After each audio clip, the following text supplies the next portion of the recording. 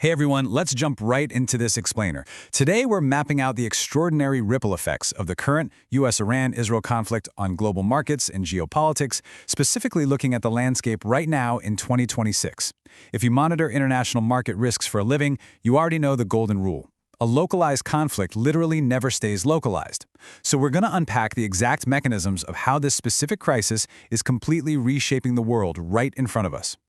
To do that, here's our roadmap. We'll cover the fragile ceasefire timeline, look at the conflicting claims and outcomes, dive into the disrupted seas and supply chains, analyze the global economic market risks, and finally, explore the shifting dynamics in Africa. Let's kick things off with Section 1, the fragile ceasefire timeline, from massive strikes to a precarious pause in the Middle East. Let's trace exactly how we got to this super precarious moment. On February 28th, in just a 12-hour window, the U.S. and Israel launched nearly 900 strikes. 900. They targeted Iranian missiles, air defenses, military infrastructure, and leadership, which crucially resulted in the death of Supreme Leader Ali Khamenei. Now, over the following months, this escalated into a grinding, multi-front conflict, all while Gaza ceasefire negotiations were simultaneously happening in Cairo. But bring your attention to today. President Trump abruptly called off new military strikes, citing a breakthrough in talks to end the war. So we have a sudden, yet incredibly fragile halt in the bombings. Now, what's really fascinating here is the stark, objective contrast between the messaging from Washington and the messaging out of Tehran. On one side, American official announcements are signaling clear war fatigue. The administration claims strikes are halted due to a diplomatic breakthrough, explicitly noting that further bombing would just keep the vital Strait of Hormuz closed and cost more lives. But on the other side, Iranian sources are painting a totally different picture. The IRGC-affiliated Fars News explicitly denies approving any agreement text with the U.S. And, to top it off, the Islamic Revolutionary Guard Corps claims they've just hit 18 targets at U.S. bases across Kuwait, Bahrain, and Jordan. As professionals monitoring these risks, you can see how the facts brilliantly illustrate the core tension of the current situation. On the military front, devastating, undeniable kinetic wins were achieved, destroying missiles, wiping out air defenses, and decapitating leadership. But look at the diplomatic and strategic outcomes. They just don't match up. Instead of a clean resolution, we're looking at a fragile, unverified ceasefire, entirely contradictory claims about negotiations, and emerging war fatigue at the very top of the U.S. administration. It's a textbook case of how tactical military wins absolutely do not guarantee a clean strategic resolution. Moving right along to Section 2, disrupted seas and supply chains. The economic heart attack caused by blocking global trade routes. To really grasp the massive economic impact here, we need to define our terms using a simple analogy.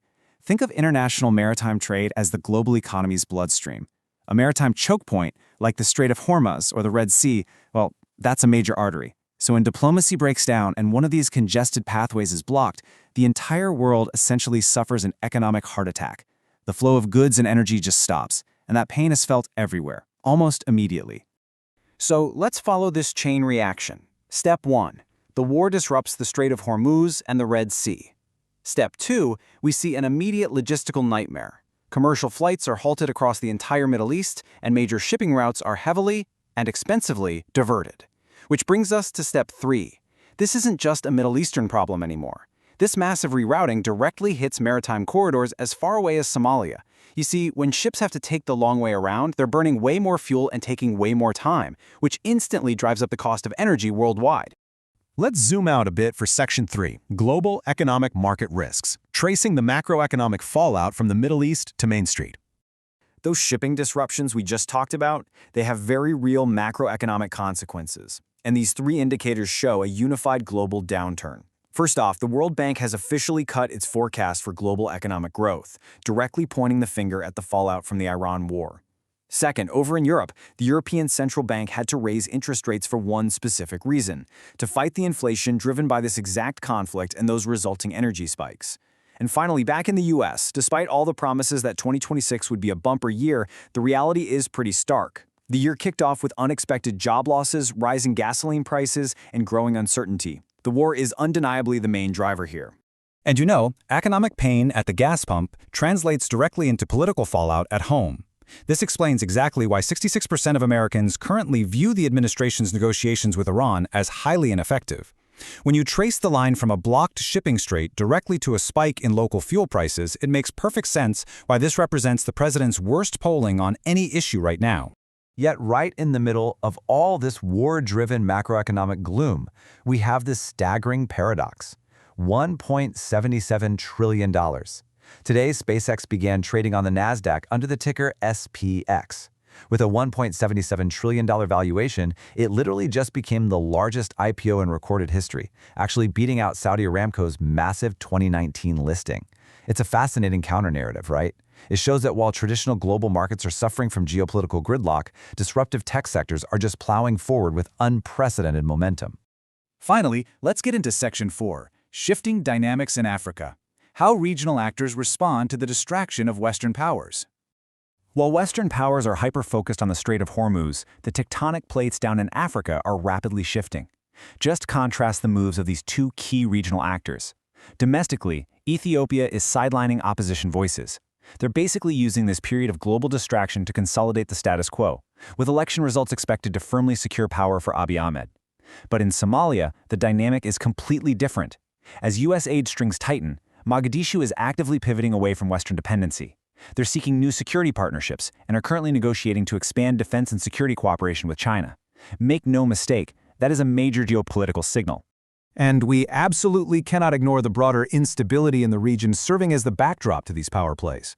Sudan's civil war is now dragging into its third year, with absolutely no resolution in sight.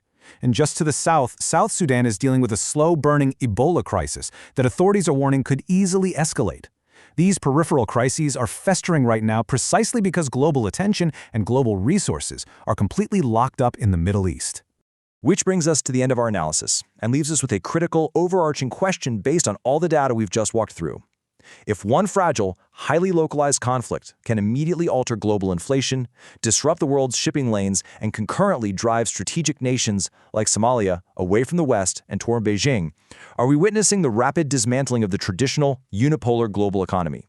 It's the ultimate ripple effect, and something we absolutely must continue to watch closely. Thanks for joining me for this explainer, and I'll catch you in the next one.